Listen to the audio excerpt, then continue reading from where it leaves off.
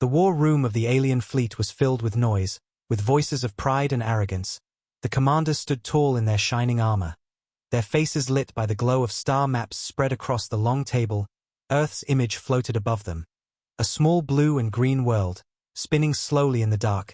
The commanders looked at it with contempt, as if it were nothing more than prey waiting to be taken. One of them slammed his fist on the table and declared that this would be the easiest campaign of their lives. Another laughed loudly, saying that the humans would kneel the moment they saw the size of their fleets.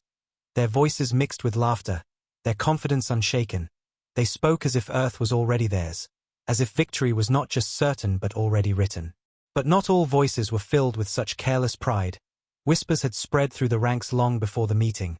Whispers that Earth was not like other planets, that it carried a rating feared across the galaxy, a rating that marked it as one of the most dangerous places in existence. Class 15 Deathworld. Some had murmured, their voices uneasy, a rating that spoke of violent storms, of predators larger than tanks, of environments that killed without mercy, and of inhabitants forged in endless struggle. But when these whispers reached the commander's ears, they were met with scoffs and laughter. One of the generals sneered, "Deathworld? They exaggerate. Earth is just a ball of water and dirt. We will crush it as we crushed others." Another shook his head in amusement. If they were truly dangerous, they would already rule the stars. Instead they sit in silence, weak, unworthy. Their pride left no room for caution. The youngest of the officers dared to speak, his voice softer, his hands trembling as he adjusted the hologram. "Reports say their gravity is high, their atmosphere unstable, even their animals are lethal. Sir, perhaps we should be careful." But his words were drowned by the thunder of laughter. One commander leaned close, his eyes glowing with scorn. "Careful? Against humans? They are fragile bones wrapped in soft flesh. They bleed too easily. They break too easily. They fear too easily. They will not fight us. They will beg us." The young officer fell silent, his warning lost in the storm of arrogance that filled the hall. The war room shook as fleet reports came in, thousands of ships ready, their engines primed, their weapons armed. The commanders looked at the map again, their eyes burning with hunger. The invasion would begin at dawn's cycle. They spoke of how quickly Earth would fall, how easily its people would surrender, how the council would praise them for their victory. Each word another nail in their own coffin. But none of them knew it, none of them believed the whispers. As the fleets began to move, colossal warships drifting from the docks, the stars outside burned with light. The sky filled with lines of fire as engines roared to life. The soldiers inside cheered, their chants of glory echoing across the decks. They believed the stories their commanders had told them, that this was just another conquest, that humans would break like glass under their boots. The arrogance of their leaders had seeped into them, giving them courage that was nothing more than blind ignorance. Yet as the armada set its course, a strange unease spread through the lower ranks. Some remembered the reports of storms that could tear apart ships, of forests filled with predators deadlier than soldiers, of deserts where heat melted metal, of oceans deeper and darker than anything in known space, and above all, of humans, a race that had survived this world for thousands of years. If the planet itself was a nightmare, then what would its children be? The whispers grew stronger, carried in secret conversations in dark corners, but no one dared speak them aloud in the presence of the commanders. Back in the war room, the generals celebrated early, pouring drinks and raising their voices in chants of victory, to the conquest of Earth. They cried, their voices ringing with arrogance. None of them noticed the silence of the younger officers. None of them cared for the unease in their soldiers' eyes. All they saw was a weak planet. All they believed was their own invincibility. The fleet surged forward into the dark, engines blazing like suns, their shadows stretching across the stars. Earth lay ahead, a small blue dot in the void, waiting. The commanders stood at the observation deck, staring at it with cold smiles. One of them muttered, "Soon they will bow, and the galaxy will see our glory." But deep inside the silence of space, Earth was not bowing, Earth was not waiting in fear, Earth was watching and preparing. The invasion had begun, and though the commanders laughed, though they mocked the whispers, though they silenced the warnings, they had already sealed their fate, for they had chosen to attack what the galaxy itself had marked as untouchable. They had chosen to invade a Class 15 Deathworld, and the doom of their fleets was already written in the cold stars above. The alien fleets cut through the void with engines burning bright, thousands of ships moving in formation like a wall of fire. There, Commanders watched with smug smiles as the small blue world of Earth grew larger on their screens. They called it beautiful. But they called it weak, a planet of oceans, forests, and fragile cities that would soon kneel before their power. Orders echoed across the decks. Soldiers prepared weapons. Dropships lined up in hangars. The invasion was about to begin. The arrogance in their voices drowned out the quiet unease in the hearts of some who had heard the whispers. Earth was not ordinary. Earth was a Class 15 Deathworld. But pride made them blind. The first waves of landing craft pierced Earth's atmosphere, glowing red as they descended through thick air. The soldiers inside shouted victory chants, confident this would be quick. But as the clouds broke, their cheers began to falter. Lightning split the skies. Thunder roared louder than their engines. Storms rose from nowhere. Winds strong enough to shake their ships like toys. One vessel spun out of control, crashing into a mountain peak, flames swallowing it whole. Another was struck by lightning. Its shields failing instantly, the explosion lighting the sky like a second sun. The soldiers gripped their seats, fear creeping in. For this was no welcoming sky. This was the first enemy Earth unleashed.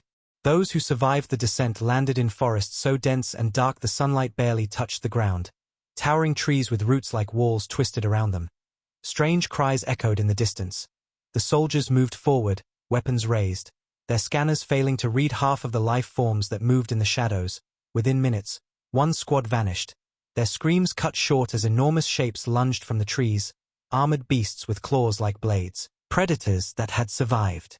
Earth long before humans, the aliens opened fire desperately, killing one creature.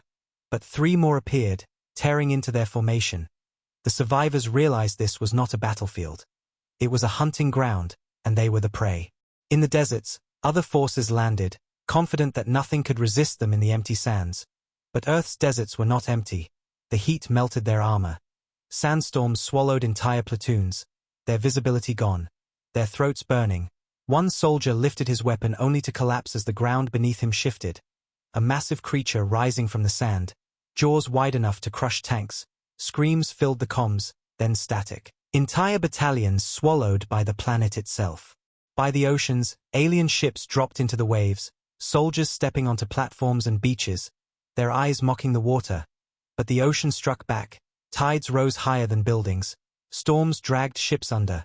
Creatures from the deep attacked with monstrous force, their scales glowing in the dark water. Their teeth snapping through steel, alien commanders shouted orders to pull back. But their soldiers vanished into the black depths, never to return. The ocean itself seemed alive, protecting its home with merciless fury. In the cities of Earth, humans watched the skies light up with fire. They saw the invaders descend, and they did not tremble. They did not bow. They waited, hidden in bunkers, hidden in tunnels. Their silence more terrifying than any scream. The aliens marched through streets expecting surrender. But instead they found traps, ruins collapsing under their weight, explosions tearing their formations apart, whispers of human forces moving in shadows, watching, waiting. Every street turned into a maze, every building another weapon. Back in orbit, alien commanders slammed their fists against consoles, demanding answers, their voices filled with disbelief. Why are we losing soldiers before facing the humans? Why are the environments tearing us apart? Reports came in, scattered, broken, terrified voices describing storms, predators, earthquakes, creatures from the seas, every message the same. Earth itself was fighting them, and Earth was winning. Yet the commanders, too proud to admit fear, told themselves these were accidents, bad luck, natural resistance. They refused to see the truth. They refused to admit that this planet, this so-called weak world, was no ordinary battlefield. It was a Class 15 Deathworld. Every storm, every creature, every ocean, every desert was an enemy. Every inch of ground was a weapon forged by nature itself. But deep inside their hearts, the soldiers who survived the first landings knew the truth.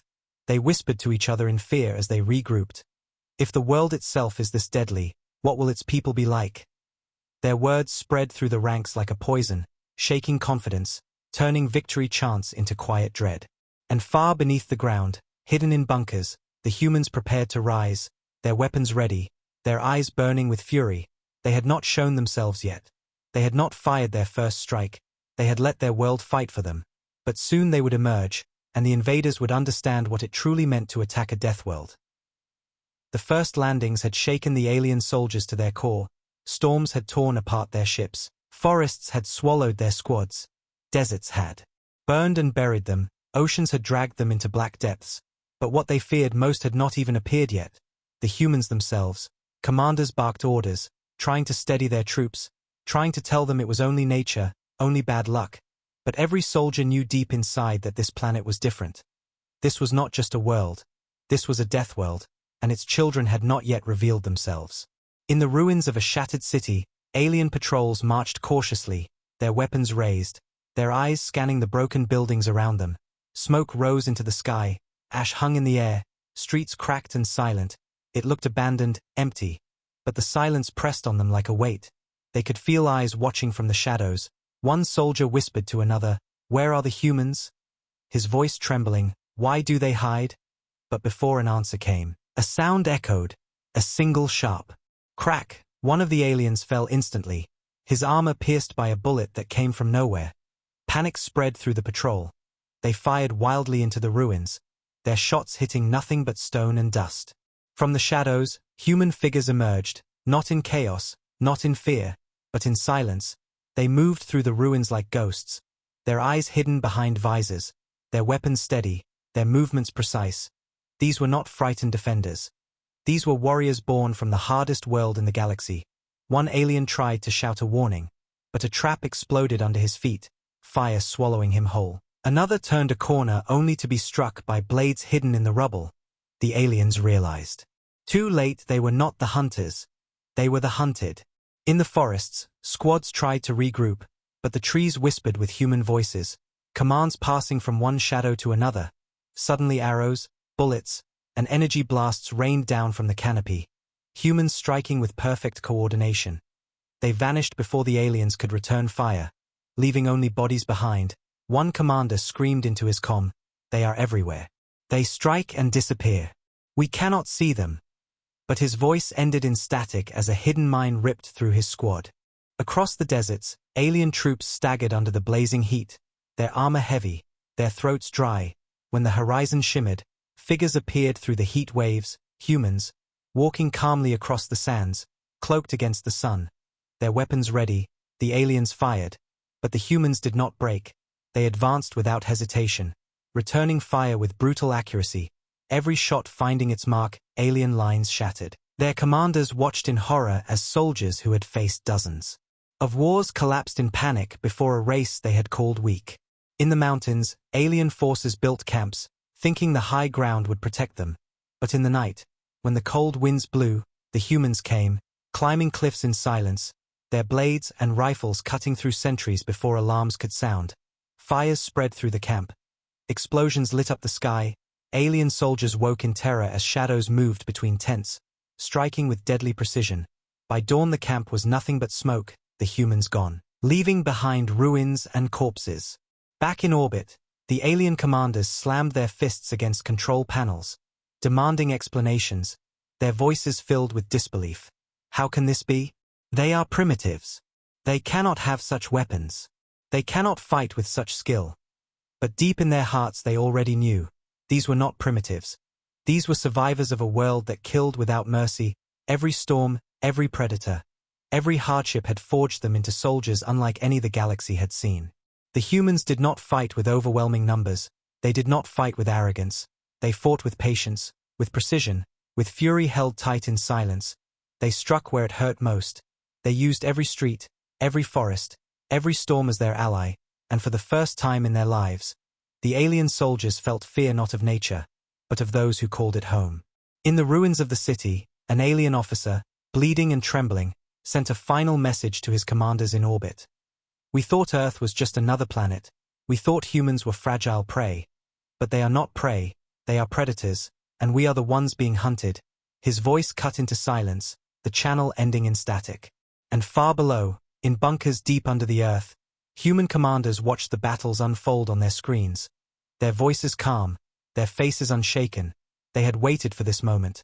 They had endured the Council's insults, the galaxy's laughter, the endless arrogance of those who called them weak, and now the time had come. Their people were rising, and their world was striking back. Humanity did not cheer, humanity did not boast, they only advanced, steady and merciless. The other side of them finally revealed, the side no one wanted to see, and as the battle spread, the aliens realized their mistake. They had invaded a Class 15 Deathworld, and its children had risen with fury in their eyes. The city was nothing but a skeleton of stone and steel, once tall towers now broken teeth pointing at the sky, smoke rising in dark pillars, the streets cracked and filled with debris. Yet it was here that the aliens tried to claim victory. Their commanders ordered them to take control of the ruins, to turn the city into a fortress from which they could spread their power across the land. They believed the humans would stay hidden, that fear would keep them from striking openly, and so the aliens marched, heavy boots pounding against the broken streets, banners raised, their voices filled with forced confidence, but inside their eyes there was doubt. They spread through the ruins, setting up scanners, turrets, and defenses, their armored vehicles grinding over the rubble, soldiers barking orders to one another as they fortified positions. They believed that with enough firepower, they could break this so-called Deathworld and its fragile inhabitants. But what they did not understand was that the city itself no longer belonged to them. It belonged to the humans who knew every street, every shadow, every wall that could hide a rifle or a blade. The ruins were not empty. They were alive with eyes watching, waiting for the right moment to strike. At first it began with whispers, strange noises in the shadows, footsteps that could not be tracked, shapes moving across rooftops faster than scanners could detect. Alien soldiers grew uneasy, raising their weapons at empty alleys. Their commanders mocked them for fear, but the unease spread, and then, suddenly, the silence broke. Explosions erupted from beneath the ground as hidden mines detonated, entire squads swallowed in fire. Turrets collapsed as charges planted days before ripped. Through their bases, chaos spread instantly. From the smoke and dust, human fighters emerged, not screaming, not rushing wildly, but moving with perfect precision. Their rifles cracked with deadly rhythm, each shot finding its target. Alien soldiers dropped one by one. Their armored lines shattered, the ruins echoed with the sharp sound of bullets, the hiss of energy blades, the roar of grenades. The city became a storm. The aliens fought back with heavy fire, their weapons blasting buildings into rubble. But the humans were never where they fired. Every shot fell into emptiness. Every corner held another ambush. Squads vanished into alleys only to be cut down by traps. Vehicles rolled forward only to be destroyed by hidden charges. The humans struck like ghosts, appearing and disappearing, their coordination flawless. The city itself seemed to breathe with them. Every street a trap, every wall a shield. One alien commander shouted into his comms, his voice filled with panic. They are everywhere. We cannot pin them down. They fight like the planet itself. His words were cut short as a sniper's bullet pierced his armor, dropping him before his troops. The soldiers saw their leader fall and their morale crumbled further. Desperation filled their ranks. The battle stretched through the night, the city glowing with fire, shadows moving across rooftops, screams echoing in the distance. Every attempt at forming strong defenses collapsed under the relentless strikes. The humans never allowed them rest, never allowed them breath. The invaders who thought themselves unstoppable were reduced to terrified prey, stumbling through ruins that devoured them piece by piece. Inside one ruined tower, a group of aliens gathered, their faces pale, their voices shaking. One whispered, "This was supposed to be simple. Why are they fighting like this? How can they be so many?" Another answered with despair, "They are not many. They are simply everywhere. The city itself fights for them." Their words captured the truth. The humans did not need endless numbers. They needed only their knowledge, their discipline, and the fury of a people defending their home. By dawn, the alien forces that had claimed the ruins were in retreat, their proud banners torn and burned, their vehicles nothing but smoking wrecks, the streets littered with bodies. The city had not fallen to them. It had risen against them, and they were broken. The commanders who had mocked Earth's weakness now stared at the ruins in disbelief, whispering the truth they could no longer deny. This is not war as we know it, this is survival, and we cannot survive here. From the shadows, humans watched silently as the invaders fled, their weapons still ready, their faces calm but their eyes burning with cold fire. They did not chase, they did not need to. The message was already carved into the minds of their enemies. The ruins belonged to humanity, and no invader could ever take them.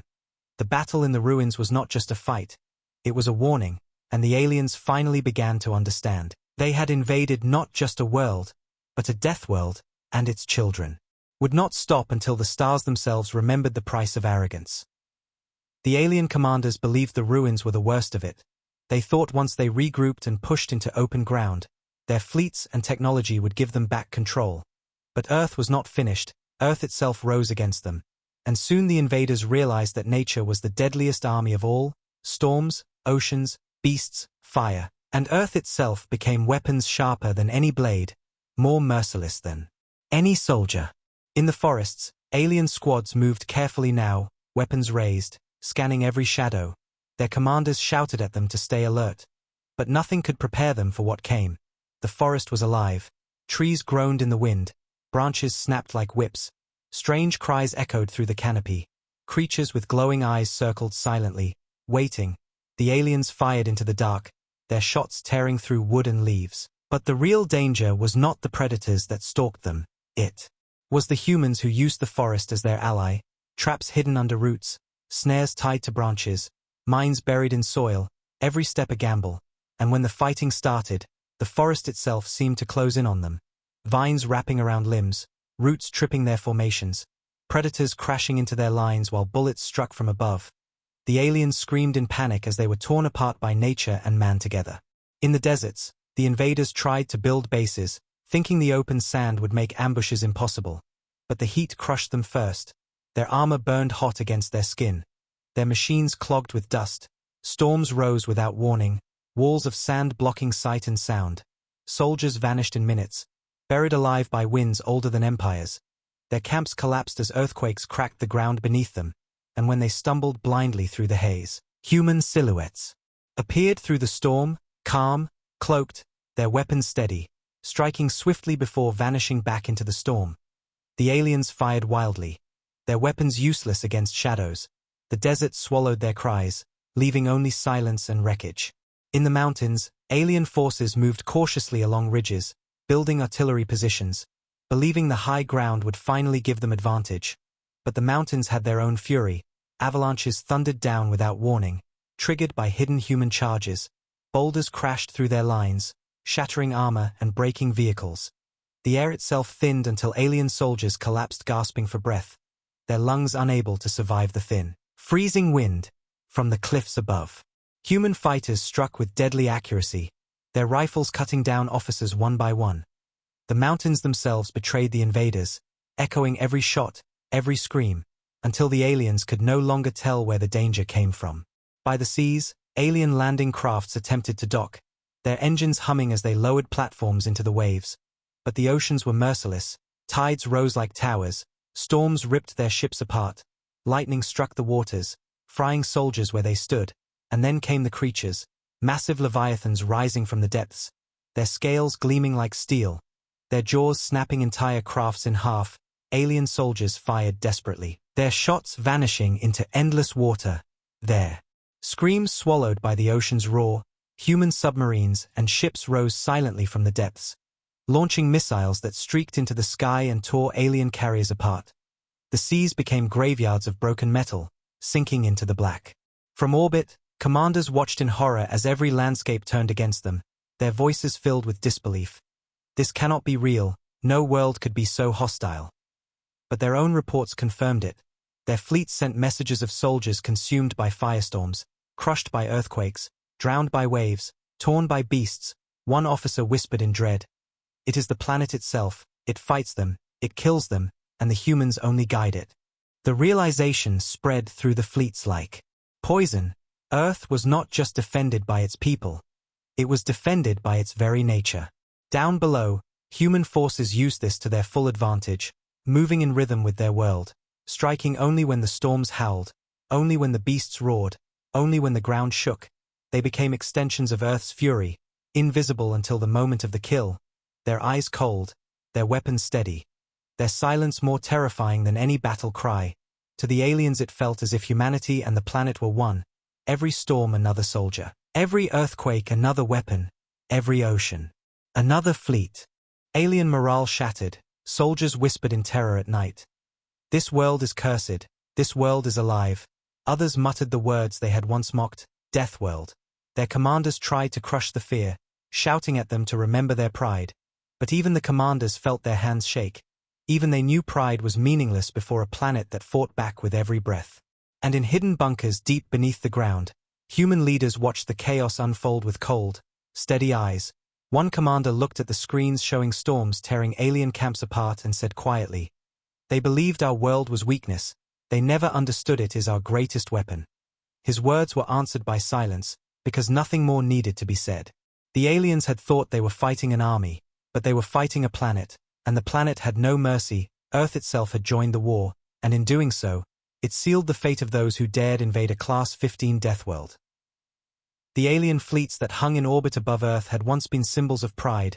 Countless warships stretched across the void like a wall of fire, their weapons glowing, their engines humming with power. The commanders looked down on the planet with cold confidence, believing their armada could crush any resistance. But the longer they remained, the more unease grew. Their ground forces sent desperate reports of storms, beasts, and ambushes. Entire battalions lost to nature and humans together. Still the commanders told themselves it did not matter. For in orbit they held the true strength of their empire, the fleets of the Council. But they did not know that Earth had prepared not just on the ground, but also in the skies and the seas, and soon their fleets would learn what it meant to challenge a Deathworld. The first strike came without warning. Alien carriers drifting calmly above the oceans suddenly lit up with alarms, their sensors screaming as something massive rose from the waves below. From beneath the water, shapes emerged, black steel breaking through the surface, enormous submarines and hidden battleships built in secret for years. Their launch bays opened, and a storm of missiles cut into the sky, streaks of fire tearing across the void, striking alien ships with brutal precision. Explosions bloomed across the armada, one carrier shattered in half, its burning wreckage falling into the sea. Screams filled alien comms, their voices panicked, unknown fleet detected, rising from the oceans, shields failing, before static silenced them. In the skies, clouds split open as human warplanes roared upward, stealth craft that had been hidden in mountains and underground hangars burst forth, their wings slicing the air, their weapons tearing through alien escorts. Alien fighters scrambled to meet them. But the humans were faster, sharper, more ruthless. Every dogfight ended with alien wreckage crashing through the atmosphere, fire raining down on their own troops below. The skies humans once defended against storms now became their killing ground. But the deadliest blow came from the darkness above. Satellites that aliens had long dismissed as weak communication machines shifted in orbit, their panels unfolding to reveal hidden weapons, massive railguns and energy cannons. They fired in unison, beams of light cutting through the void, tearing apart alien cruisers, splitting ships into fragments, their armor worthless before the precision of weapons forged in silence. For decades Earth had built these in secret, disguising them as harmless, waiting for the day they would be needed, and now the day had come. Alien commanders shouted frantically, trying to reorganize, ordering fleets to scatter. But it was too late. Human warships rose from Earth itself, enormous vessels launching from hidden bases under mountains and deserts, their engines glowing with cold fire, their guns humming with power. Black ships with hulls forged for war drifted into formation, and for the first time the aliens saw Earth's true armada, not scraps, not outdated crafts, but a fleet built in silence, built for survival, built for vengeance. The battle in orbit erupted with blinding fury. Alien ships fired volleys of plasma and energy, filling space with light, but human armor absorbed the blows, their shields bending but not breaking. Then came the return fire, railguns and missiles cutting through formations. Alien ships shattered like glass. One by one their proud vessels exploded. The commanders screamed into their comms, "Hold the line. Hold the line." But their line was already gone, torn apart by weapons they had never imagined Earth could build. In the chaos, a human flagship advanced steadily, its cannons tearing through a cluster of alien destroyers. The bridge of the ship glowed red, its crew calm and disciplined, no cheering, no shouting, their voices steady as they followed orders, target locked, fire. Another alien cruiser vanished in flames, shields holding, adjust formation. The fleet moved like one organism, precise, merciless, their silence more terrifying than any roar. Alien soldiers watching from the surface looked up at the skies, their hearts sinking as they saw their mighty fleets break apart, burning wreckage raining down through the atmosphere. Their pride dissolved into horror. the invincible armada of the Council was crumbling above a single world. Within hours, what had begun as the greatest fleet deployment in history became a graveyard of twisted metal and drifting corpses. Alien commanders sent final desperate messages to the Council, their voices filled with shock and disbelief. This cannot be. Their weapons. They should not have this. This is impossible. The messages ended in silence, their ships consumed by fire. The fleets were broken, shattered beyond repair, and for the first time in centuries, the galaxy saw the Council's power fail. Humanity had risen from the oceans, from the skies, from the very ground, their hidden fleets unleashed with unstoppable fury. The invaders had believed Earth to be prey. But in orbit they learned the truth.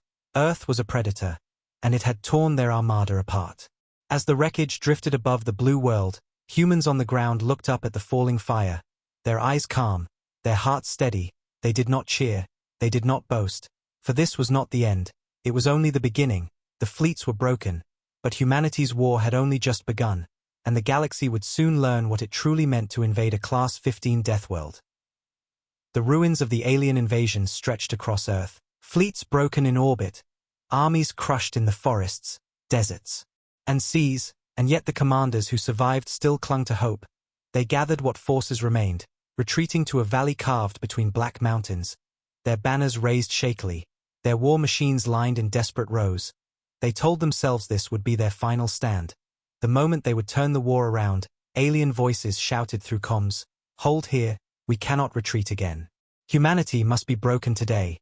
But even as they spoke the words, doubt sat heavy in their throats, for every soldier remembered the storms, the predators, the traps, and the silent march of human warriors who never stopped coming.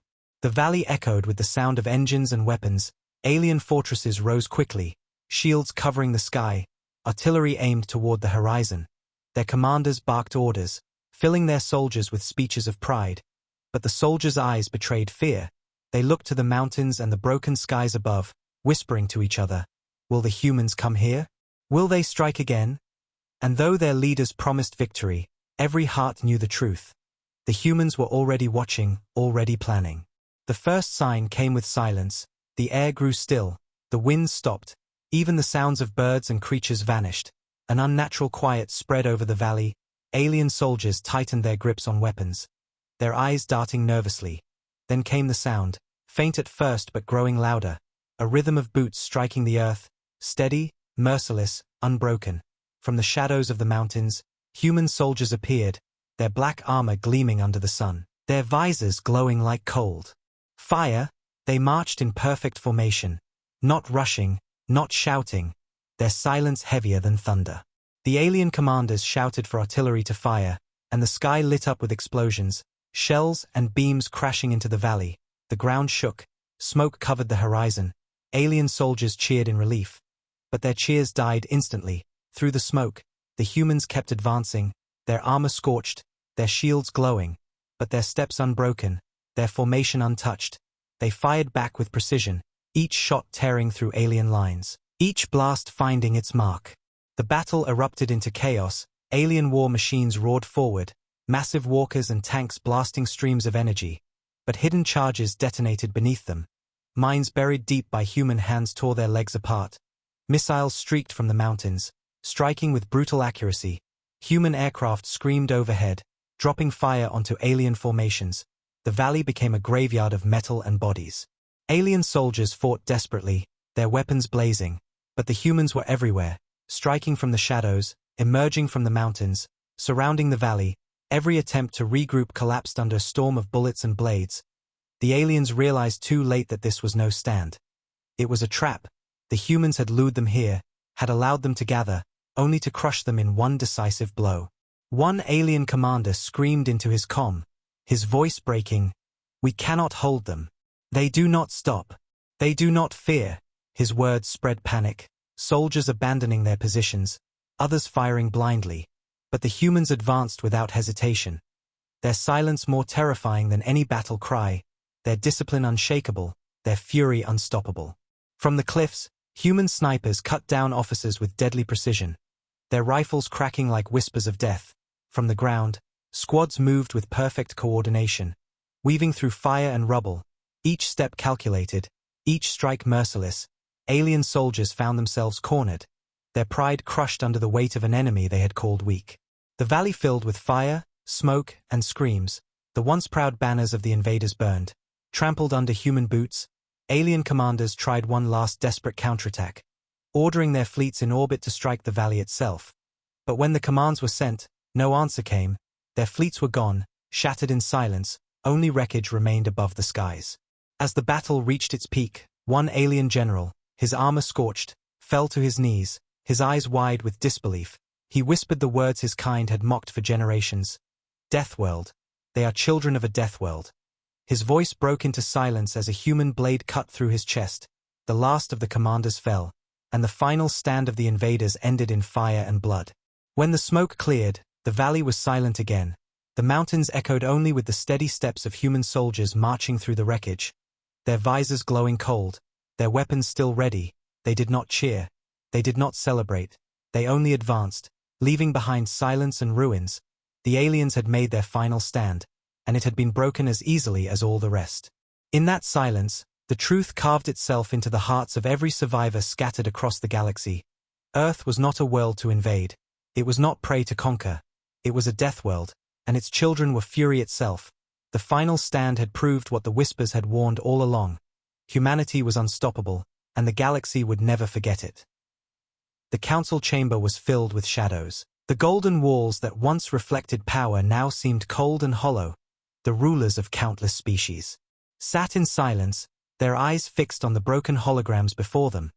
The images were filled with fire and ruin, fleets shattered in orbit, armies torn apart in valleys, oceans swallowing soldiers, forests devouring battalions, and through it all the same figures marched, humans in black armor, silent and unbroken, raising their banners across every captured world. The alien rulers had once laughed at Earth, but no one laughed now, no one dared. Reports came in from the survivors, their voices trembling, their words scattered with panic. We tried to hold the cities. They came from the shadows and destroyed us. The oceans rose against us, and then their submarines finished what the waves began. We thought we were the hunters, but they hunted us. The final message came from a commander before his signal was lost, his voice a whisper of despair. We invaded a Class 15 Deathworld, and we never stood a chance. The chamber fell quiet, as his last words echoed into silence. The silver-scaled leader, once so proud, once so loud in his mockery of the human envoy, now sat hunched forward, his claws shaking against the table, his eyes hollow. He whispered without looking up. We mocked them, we called them fragile. But their fragility was only a mask to hide the truth. They are predators, born from the harshest world in the galaxy. His words were not denied, for every ruler in the chamber had seen the same truth. Another delegate, his skin pale and trembling, spoke with a voice filled with dread. Our fleets were countless. Their fleets were few, yet ours are gone. Our soldiers trained for centuries. There's only for survival, and yet ours lie in the dust while they march still. This is not war, this is doom. His voice cracked as he finished, and the chamber fell deeper into silence. The High Chancellor, once the voice of pride and unity, struggled to speak, his crown heavy on his head, his words hollow. We thought ourselves eternal, we thought no world could stand against us. But Earth has broken us. They offered peace and we mocked it. They gave warning and we ignored it. Now they have shown us the other side, and we cannot endure it. His voice trailed away, the chamber thick with shame and fear. Holograms shifted, showing the valley where the last alien army had fallen. Their banners trampled into the dirt. Their commanders cut down without mercy. Human soldiers standing in silence, not cheering, not celebrating, only marching forward. Their eyes hidden but their message clear. Humanity was no longer asking for a place in the galaxy. Humanity was taking it. The rulers lowered their heads, their arrogance shattered, their voices stolen. None of them dared suggest another war. None of them dared speak of retaliation. For they all knew it would mean only more ruin. The whispers among them grew, soft but sharp. We invaded a death world. We awakened something unstoppable. The galaxy will never belong to us again. The truth was too heavy to ignore.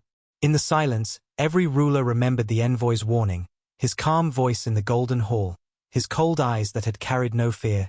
Do not force us to show the other side of humanity. They had laughed then, but now that laugh haunted them like a curse.